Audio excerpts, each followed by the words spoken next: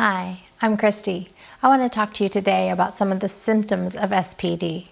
I should remind you that I'm not a medical professional. This is not meant to treat or diagnose. It is for informational purposes only.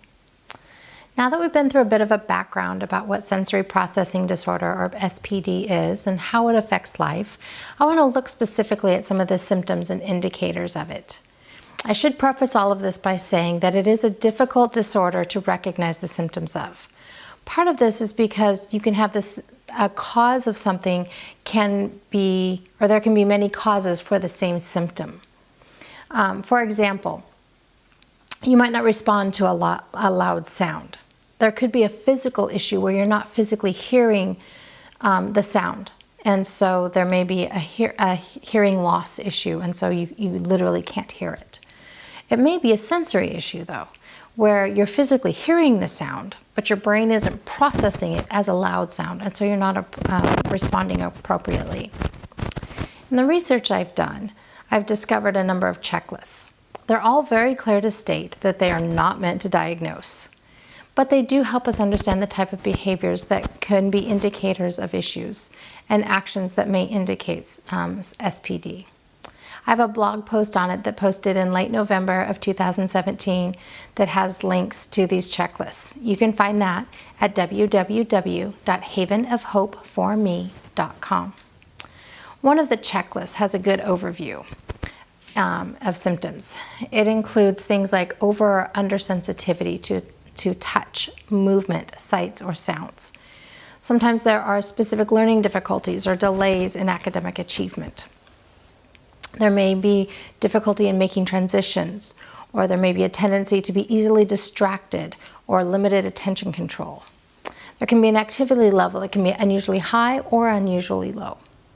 Another one is social or emotional problems, difficulty learning how to do new movements, delays in speech, language, or other motor skills. There may be a physical clumsiness or an apparent carelessness about things. There may be impulsivity or a lack of self-control, an inability to unwind or calm oneself after an activity.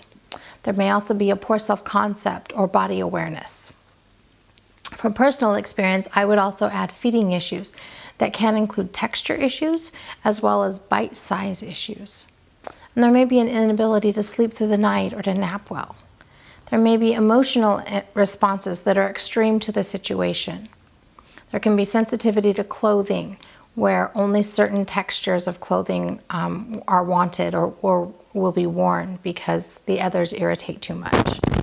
There may be an unwillingness to accept appropriate touches from other people, or there may be a seeking out of an excessive amount of touch from other people.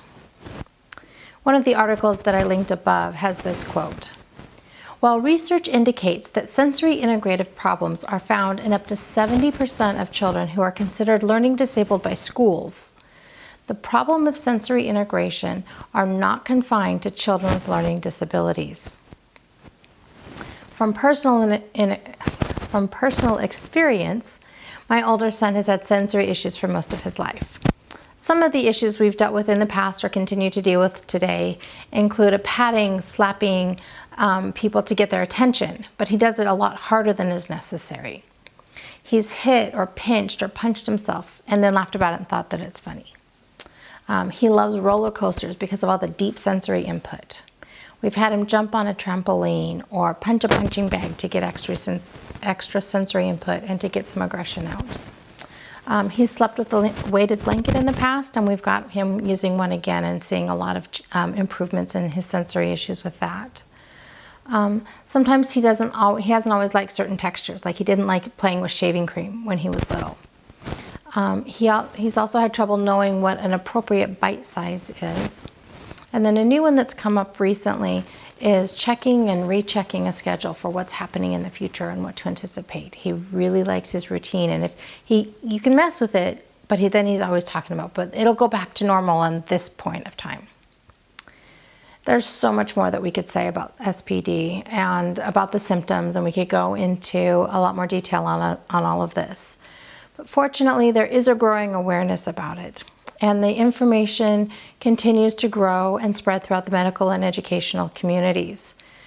As more people understand what this looks like and they better understand how to diagnose it, then they're better able to help our loved ones overcome these issues and overcome the obstacles to everyday life. So as we begin to find answers, I hope that you'll agree with me in saying that life is good and there is never a dull moment.